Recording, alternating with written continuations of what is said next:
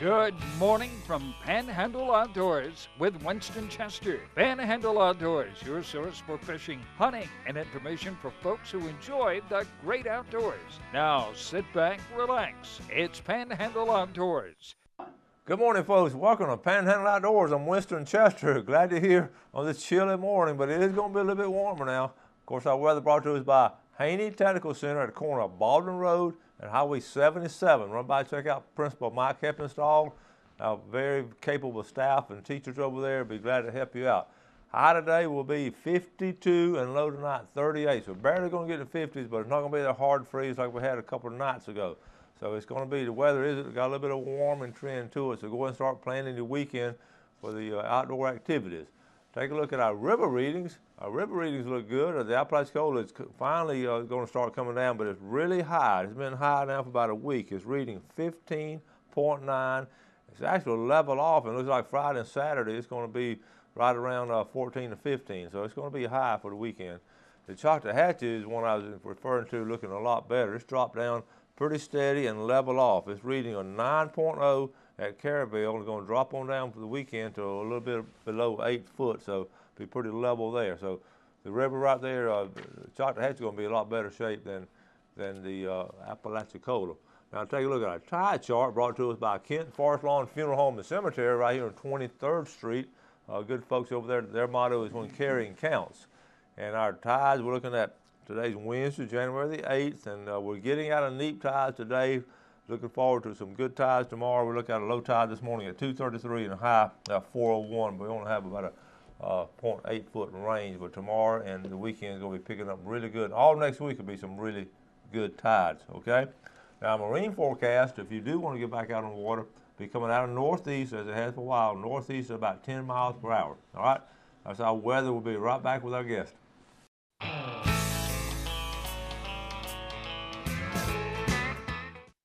Welcome back, and it's time for once again for Rick Corley. Good morning. Captain Rick Corley. Well, listen, we were talking last time you were here, Rick, about you were getting on the verge of slow retirement and all, and so tell us what's going on with Tom Corley and Sons. Well, Yates Adams is now the lead surveyor in, unless it's a ship or expert witness stuff, which is where I'm going with most of mine now. All the smaller vessels, Yates is going to be taking most of those calls. If he gets overwhelmed, I'll pick up one or two here or there. But as a whole, he's now the lead surveyor for the company. He's going to do good. He's turning out to be a good choice, and he's got it all kind of put together now. He's been with me almost 2 years now, and he's somewhere around, I'm gonna say a little over 300 surveys, and he knows what it's about, and he's got a good sharp eye for finding things, and which is good. And the other thing is he's very honest. He says it,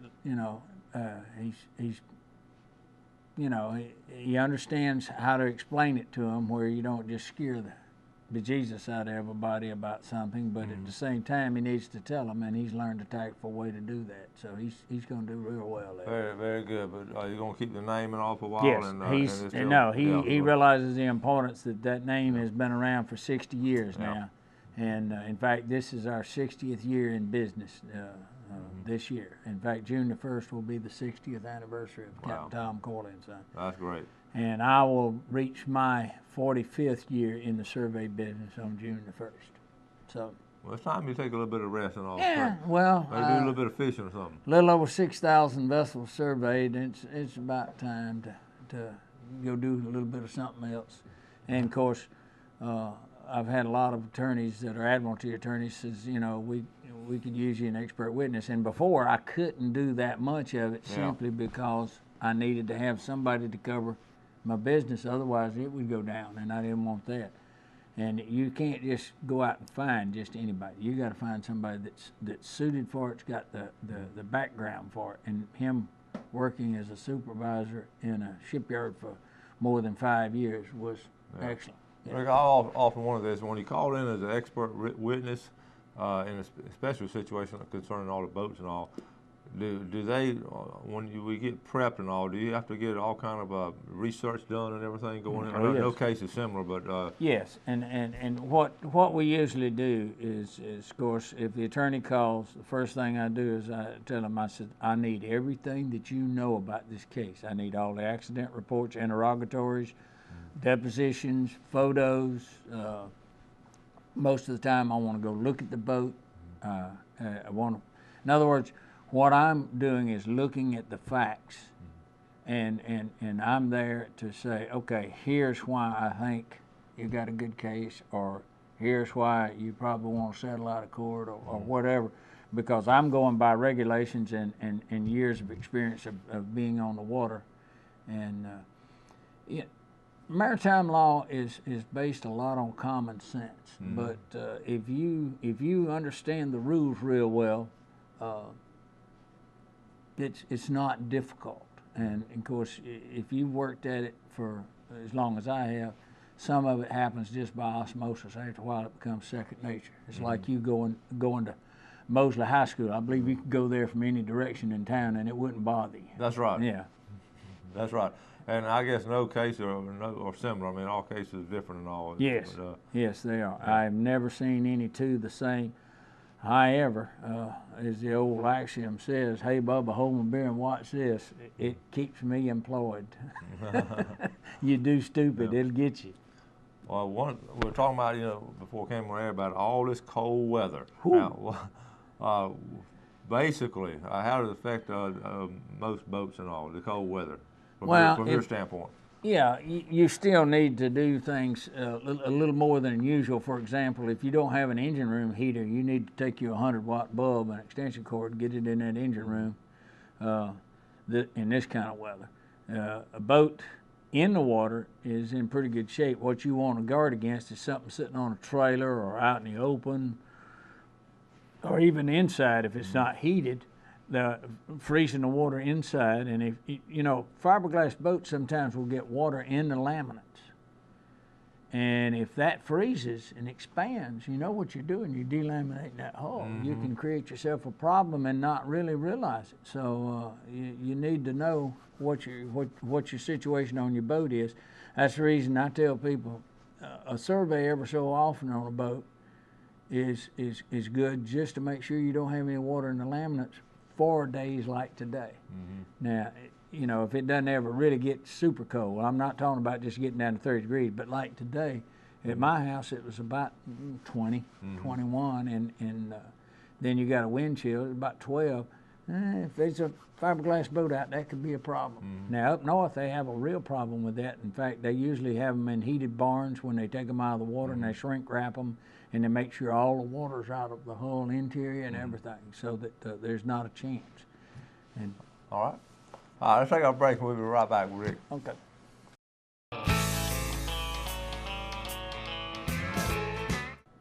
All right, welcome back to Captain Rick Corder talking about boats and all, but I know some of y'all are talking about it's right in the middle of hunting season, and we talked about this the day before yesterday. And by the way, thank you for all the good comments on the video yesterday. The hunting seasons, we're talking about that, but first thing, turkeys, the hottest spot for turkeys this year is going to be Panhandle Air Force Base. But you got to make sure you have permission to hunt there, and I showed you some pictures the other day, but I have some more pictures. Here's some more. Here's a copy of these Panhandle turkeys. They walk around all over the place over there, but be careful. That this is right close to the base. That's in a no hunting. I believe they know, Rick. I believe they know it's a no hunting area. Probably. So, anyway, the season now is going to open up March the 15th now, which is a little bit over 2 months from now. It'll be here before you know it. By looking at the season, I'm going to refresh your memory on some of the what's going on now. Muzzle loading will start February 24th. The muzzle loading season, we're in Zone D, this chart right here. Let's go over real quick, make sure everybody's on the same channel. Now, archery's over, deer dog training, crossbow all over. General gun now will end on February 23rd, and then the next day, that's when the muzzle loading comes in. So we still have a little bit over a month, about a month and a half there. The doe season just ended, and by the way, we got some good reports on. We got some does up at our place, and then I know some of y'all, a lot of y'all got some. Y'all have gotten some deer meat in the freezer. Gray squirrel is going to go through March the 2nd. We'll go squirrel hunting. And quail will go through March the 2nd also, and it's going to end up. Remember, each year, the weekend after quail season ends, they have a youth quail hunt, so that'll be the first weekend in March. That's a little out of the way, but just in case you want to go ahead and plan it, and then, of course, the spring turkey will be March the 15th. Okay, Rick, being a boat expert and all, we're talking about the cold weather affecting everything and all, but the motor itself on these small motors, the foot and all these fluids. If you get any water in there, if they've leaked a little bit, you can. That's the thing about it. Fluid itself not going to freeze. No, the oil it won't. It may get a little bit sluggish, and you want to warm the motor up before you use it. But if you got any water in there, it could create a problem, and you never know. So you want to try to keep them where they, not exposed as much as possible. A lot of people wrap them up and things of that nature. The other thing is if you've got even gasoline engines, they need to warm up a little bit before you start using them right away. Don't just jump on there and start doing things. Let them get up to temperature, and especially on a big diesel.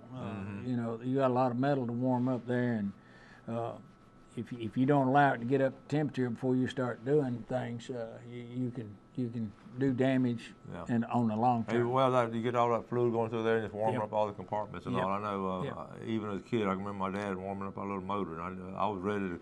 Once we got a boat, I was ready to take off, but he had to warm it up. I'm warmed up, Daddy. Let's go. Yeah. Well, another thing is you don't want to get embarrassed and back out of the slip thinking, oh, okay, and then when you go to forward, all of a sudden you ain't got an engine because it said, no, I ain't doing that. I'm still cold and I don't want to work. It's kind of like me this morning. I really didn't want to go out. I said, man, I wonder if he'd let me do this about Friday. But no. Yeah, well, the show must go on, so we have all kind of weather. Well, I'm from Florida. I freeze at room temperature. I don't like this cold weather. If people are, we got spring coming up soon. Okay, we have spring coming up, and people are gonna start looking for boats and all. When's a good time? Is this a good time of year to start looking at boats? It is now, and I'll tell you why. Right now, it is a buyer's market. Okay. It really is, and there are quite a number of boats out there. We've been very busy this last year. We did over 250 surveys. And it's already started out. By Saturday, we will have had 6 surveys for the company already. So it started out strong New Year. So part of that is due to economy, and then the economy, and the other thing is the price of boats are down now. That a lot of people are looking at it and saying, I can buy a boat that I never could afford before because they were too big and they were too costly. And a lot of people they're beginning to see a little improvement in the economy. So they're thinking, okay, I can go buy this boat now and I can afford it and I can hang on to it for a while. When things get better, I will have a bigger boat than I could have afforded before. And there's nothing wrong with that idea. The thing is, when you buy a boat, just think about, hey, I'm going to have to buy this boat back for myself about every 10 years. That's a good rule of thumb. It is. That's a good rule of thumb. And if you approach it from that way and look at your budget and you can afford that, there's nothing more fun than a boat for the whole family. It's the number one outing for a family in the world is a boat.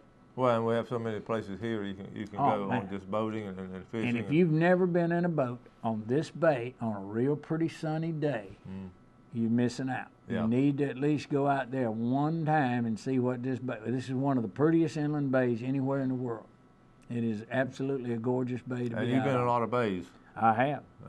So you can, Vietnam had one called Cameron Bay that is absolutely gorgeous, and South Thailand has some pretty, in South China Sea. The only problem is there's some people over there that are not so nice. They're called pirates in and around the South China Sea. You don't want to go there in a pleasure boat yourself. It's kind of like going off Somalia over in Africa. You don't want to be there either. No. But think we've got very good safe waters.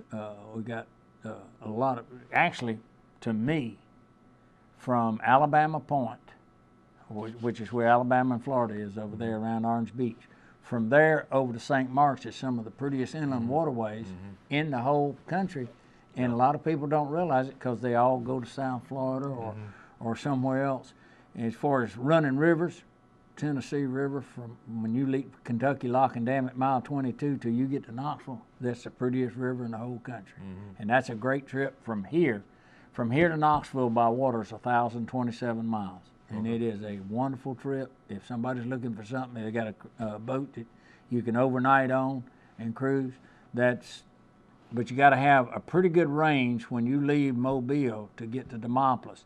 In there's not a lot of places to tie up. There's not a lot of places to get fuel. So you got to have the ability to run upstream 215 miles. That's how far it is from those 2 points? Yes, it is. So, yeah. So. Mobile to Demopolis is 215 miles. Okay. And if you can make that, and you got to remember, you got about a knot and a half current against you, so you lose a little bit. So you need a boat that's got roughly a 250-mile range safely to be able to make that run without. How long? Of course, I know it's depending on the size of the boat, but just a medium-sized boat. How long would it take you to make that run all the way from Knoxville? Just as a good rule of thumb, use the idea that you're going to make 5 miles an hour, and you're going to run 12 hours a day. So if you're going to make 60 to 70 miles a day, that way you can smell the roses. Okay. You know, and so it's 1,027 up, 1,027 back. Do the math. Okay. Yeah. All right. Let's take a final break. We'll be right back.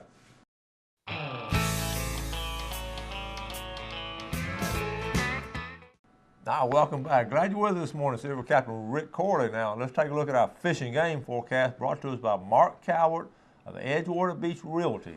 Looking at our time this morning, we're looking at 5:52 to 7:52. I've got that wrong, okay?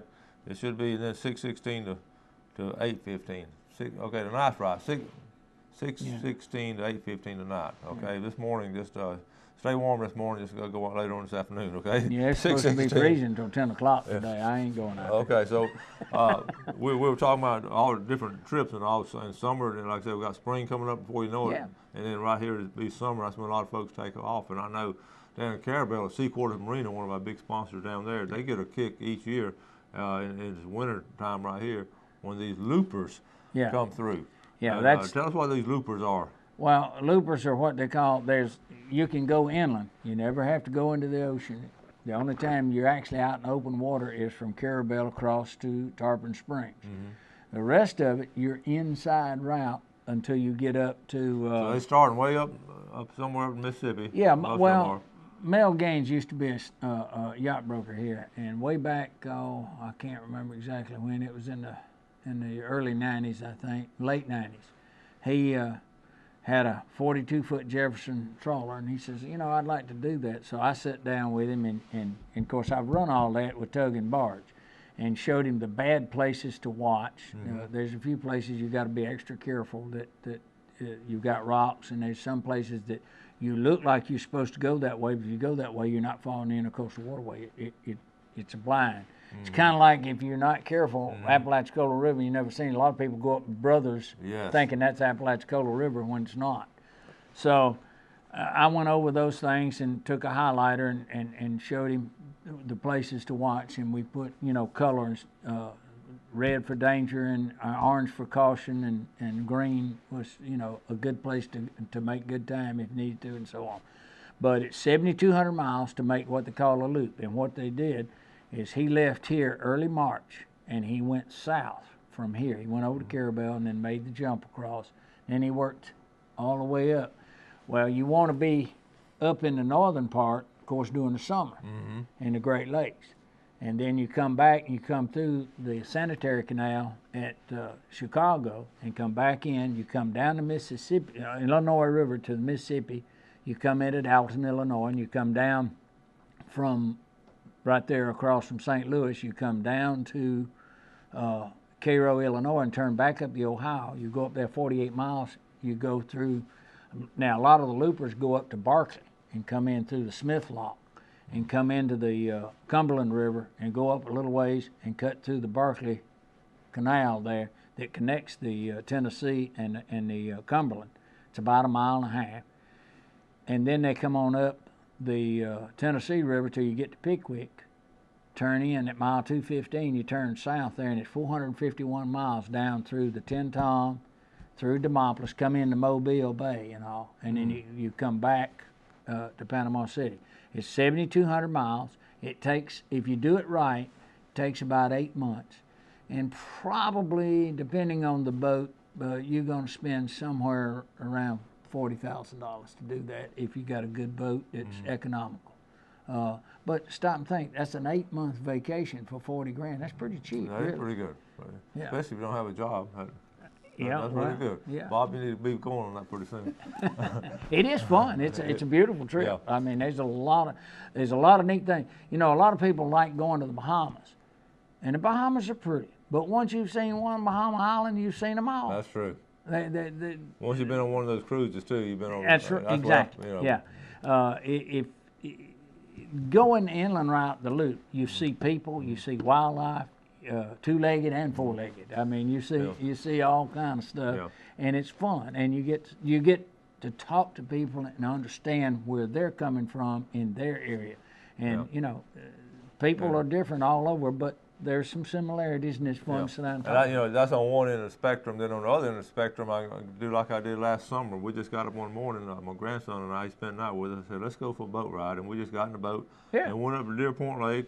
And had a little picnic and just you know, two of us just we didn't fish or anything. We just did a boat ride. I let him drive a little bit. Tom Francis and I did. So that's two different extremes right there, but both of them were great enjoyment. Tom Francis and I, he had a Sharpie sailboat that was shallow draft.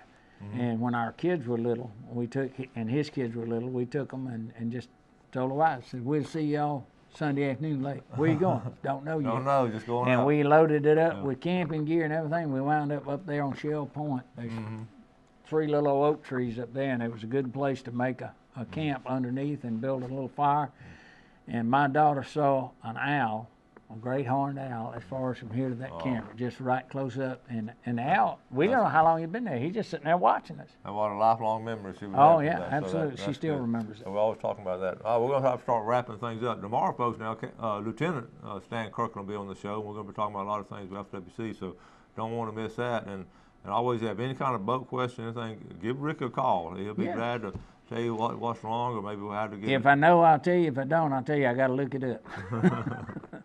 Well, Rick, as always, thanks so much for coming on. Yeah, pick a warmer day next time. Try to stay warmer. Folks, as always, too, we appreciate you watching Panhandle Outdoors. So go ahead and have a great day today and do something good for somebody, and God bless. Stay warm. Thanks for joining us for Panhandle Outdoors with Winston Chester. Panhandle Outdoors features hunting, fishing, and other activities and information to help you enjoy the great outdoors. Join us next time for Panhandle Outdoors.